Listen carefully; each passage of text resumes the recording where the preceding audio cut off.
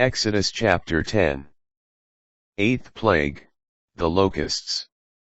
Then the Lord said to Moses, Go to Pharaoh, for I have made him and his servants obstinate in order that I may perform these signs of mine among them, and that you may recount to your son and grandson how I made a fool of the Egyptians, and what signs I did among them, so that you may know that I am the Lord.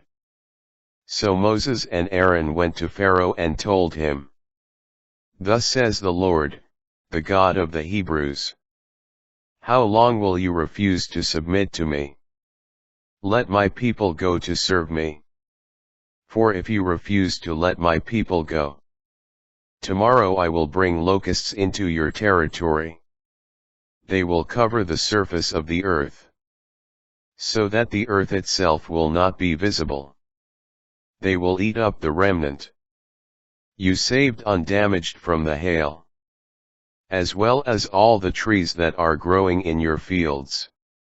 They will fill your houses and the houses of your servants and of all the Egyptians, something your parents and your grandparents have not seen from the day they appeared on this soil until today.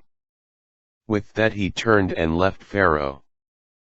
But Pharaoh's servants said to him, How long will he be a snare for us?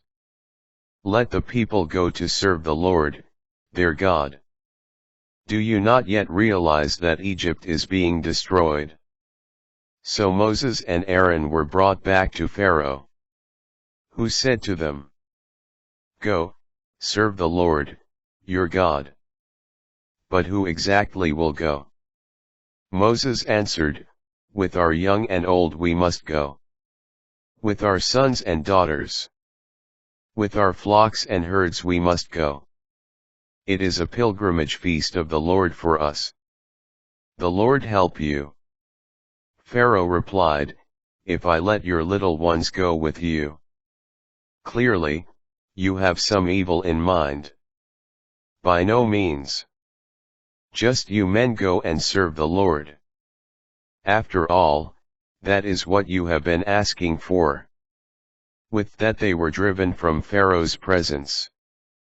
The Lord then said to Moses, Stretch out your hand over the land of Egypt for the locusts, that they may come upon it and eat up all the land's vegetation, whatever the hail has left.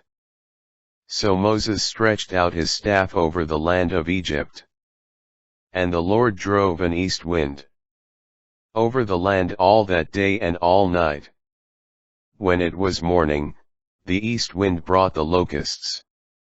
The locusts came up over the whole land of Egypt, and settled down over all its territory. Never before had there been such a fierce swarm of locusts, nor will there ever be again. They covered the surface of the whole land, so that it became black. They ate up all the vegetation in the land, and all the fruit of the trees the hail had spared. Nothing green was left on any tree or plant in the fields throughout the land of Egypt. Pharaoh hurriedly summoned Moses and Aaron and said, I have sinned against the Lord, your God, and against you. But now, do forgive me my sin only this once, and pray to the Lord, your God, only to take this death from me. When Moses left Pharaoh, he prayed to the Lord, and the Lord caused the wind to shift to a very strong west wind, which took up the locusts and hurled them into the Red Sea. Not a single locust remained within the whole territory of Egypt. Yet the Lord hardened Pharaoh's heart, and he would not let the Israelites go. Ninth plague, the darkness.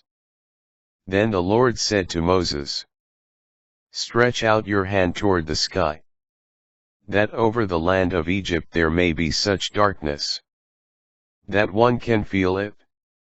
So Moses stretched out his hand toward the sky.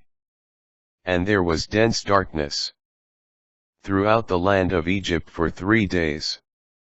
People could not see one another, nor could they get up from where they were, for 3 days.